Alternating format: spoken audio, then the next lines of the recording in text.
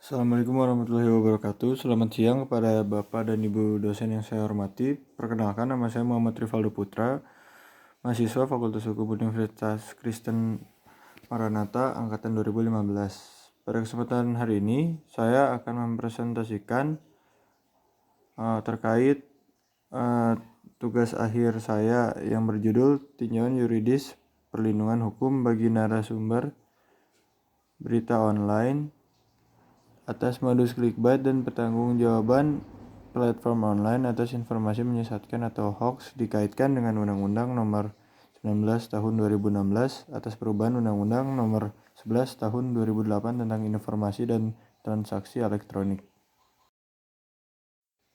Next ada latar belakang. Yang pertama, interaksi dalam masyarakat yang dianggap sangat penting memiliki pengaruh dan efek yang berkesinambungan. Yang kedua, perkembangan teknologi informasi elektronik di masyarakat. Yang ketiga, penyebaran pemberitaan menggunakan clickbait dan hoax. Yang keempat, undang-undang yang melindungi pers dari penyebaran clickbait dan hoax. Yang kelima, perlindungan objek pemberitaan atas clickbait dan hoax dikaitkan dengan Undang-Undang ITE. Lalu slide selanjutnya ada identifikasi masalah. Identifikasi masalah yang pertama yaitu sejauh mana perlindungan bagi narasumber atas clickbait yang tersebar di media online. Dan yang kedua, bagaimana pertanggungjawaban platform online atas informasi menyesatkan atau hoax dikaitkan dengan Undang-Undang ITE di Indonesia. Masuk kepada pembahasan yang pertama. Poin pertama ada hak dan kewajiban serta perlindungan hukum bagi objek pemberitaan online. Dari yang penulis teliti, diantaranya hak dan yang poin pertama hak kewajiban serta perlindungan hukum bagi objek pemberitaan, yaitu objek pemberitaan memiliki hak untuk mengubah isi dari pemberitaan bila mana tidak sesuai dari fakta yang sesungguhnya. Perlindungan hukum tersebut telah diatur dalam Undang-Undang Pers, yang mana dalam undang-undang tersebut menegaskan jurnalis harus mengubah isi maupun judul dari pemberitaan tersebut. Dan poin kedua, keterkaitan jurnalistik dengan pemberitaan online. Jurnalistik ialah suatu kegiatan melaporkan berbagai kejadian atau peristiwa yang terjadi di masyarakat, tidak terlepas dari konstruksi dengan perspektif tertentu untuk dijadikan bahan berita oleh jurnalis. Poin ketiga, aturan yang mengatur kegiatan jurnalistik dan dijadikan pedoman dalam menjalankan kegiatannya adalah Surat Keputusan Dewan Pers nomor 03-DP-III-III-2006 tentang kode etik jurnalistik, yang mana dalam regulasi tersebut jikalau seorang jurnalis membuat kesalahan hanya sebatas harus mengganti judul maupun isi dari pemberitaan tersebut. Masuk pembahasan yang kedua. Poin pertama, pemahaman atas modus clickbait. Clickbait adalah umpan klik atau penarik perhatian dengan tajuk sensasional. Judulnya begitu menggetarkan atau heboh dan bahkan bisa dibilang berlebihan dengan tujuan untuk menarik massa agar mengklik berita tersebut.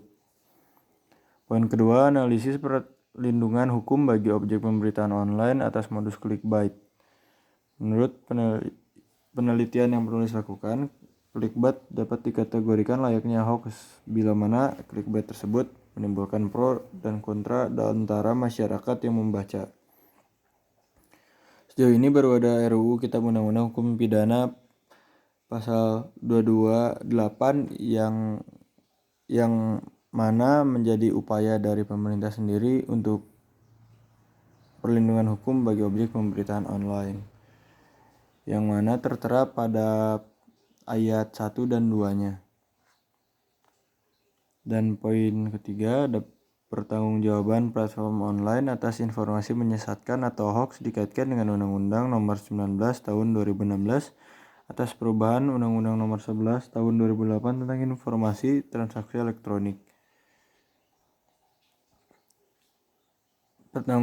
pada poin ketiga itu pun diaturnya sama, yaitu pada pasal 228 RUU yang mana tertera pada ayat satunya, setiap orang yang menyiarkan, mempertunjukkan atau menempelkan tulisan, gambar sehingga terlihat oleh umum, memperdengarkan rekaman sehingga terdengar oleh umum, atau menyebarluaskan dengan sarana teknologi informasi yang berisi penyerangan kehormatan atau harkat dan martabat terhadap kepala negara, sahabat, atau orang yang mewakili negara sahabat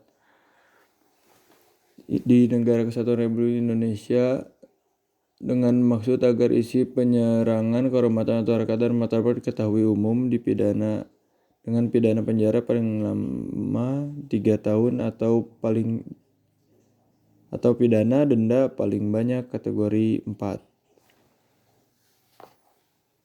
Dan poin terakhir, platform yang bergerak di bidang informasi dengan menggunakan internet sebagai penyebarannya yang massal. Ya, contoh kasusnya yaitu pada Radar Bogor, yang pemberitaan tersebut berjudul "Ongkang-ongkang kaki dapat 112 juta". Ini adalah salah satu contoh kasus dari clickbait yang menyebabkan terjadinya banyak konflik di antara tiap-tiap golongan. Salah satunya yaitu dengan pemberitaan ini membuat kader dan simpatisan partai PDIP melakukan kekerasan disertai intimidasi yang terjadi di kantor Surat Kabar Radar Bogor. Aksi tersebut dikecam oleh Aliansi Jurnalis Independen. Mereka mengutuk keras aksi kekerasan yang dilakukan kader dan simpatisan PDI di ruangan redaksi, mendesak kepolisian mengusut tuntas aksi kekerasan dan memprosesnya secara hukum. Dapat kita lihat bahwa dengan adanya pemberitaan yang dikemas dengan clickbait dapat menimbulkan konflik di antara masyarakat, membagi pandangan masyarakat antara pihak pro dan pihak kontra. Lalu kesimpulan, perlindungan hukum bagi objek pemberitaan online atas modus clickbait dan pertanggungjawaban platform online atas informasi menyesatkan atau hoax adalah: poin pertama, berdasarkan kode etik jurnalistik yang ditetapkan Dewan Pers melalui Peraturan Dewan Pers Nomor 6 Peraturan /DP/5/2008 tentang pengesahan surat keputusan Dewan Pers Nomor 3 SK/DP/3/2006 tentang kode etik jurnalistik. Perlindungan terhadap objek pemberitaan online diatur dalam pasal di dalamnya yang menjadikan wartawan memiliki kewajiban atas perlindungan terhadap objek pemberitaan berupa meralat pemberitaan hingga meminta maaf kepada pembaca, pendengar, dan atau pemirsa. Dan poin kedua, berdasarkan Undang-Undang Nomor 19 Tahun 2016 atas perubahan Undang-Undang Nomor 11 Tahun 2008 tentang informasi transaksi elektronik, tanggung jawab platform online diatur dalam pasal 15 yang menyatakan penyedia sistem elektronik harus menyelenggarakan sistem elektronik secara andal dan aman, serta bertanggung jawab terhadap beroperasinya sistem elektronik sebagaimana mestinya. Sejauh ini, pemerintah baru membuat rancangan perundang-undangan yang belum memiliki kekuatan hukum tetap, yang mana terdapat pada rancangan undang-undang Kitab Undang-Undang Hukum Pidana yang terdapat pada pasal 228 ayat 1 dan 2. Saran untuk pemerintah diharapkan dapat sesegera mungkin melakukan penerbitan terhadap aturan penyebaran informasi secara online yang mana penyebarannya sangat mudah dan cepat diakses oleh masyarakat. Terlebih, aturan di ranah online yang hingga saat ini masih kurangnya perlindungan yang diberikan baik pengguna media online maupun yang menjadi objek pemberitaan online. Saran untuk penyedia platform online diharapkan dapat menyaring kembali informasi yang disebarluaskan melalui platformnya, seperti adanya persetujuan dahulu kepada objek pemberitaan yang akan diberitakan oleh platform tersebut. Hal tersebut untuk dapat memastikan tidak adanya pihak yang dirugikan baik dalam segi judul hingga isi pemberitaan, dan mencegah tidak adanya kesalahpahaman dari pihak pembaca yang dapat memunculkan kubu pro dan kontra di masyarakat. Lalu saran untuk pengguna platform online. Masyarakat sebagai pengguna platform online seharusnya mencari kebenaran terlebih dahulu atas pemberitaan yang disebarkan, tidak dengan mencari informasi yang beredar secara mentah.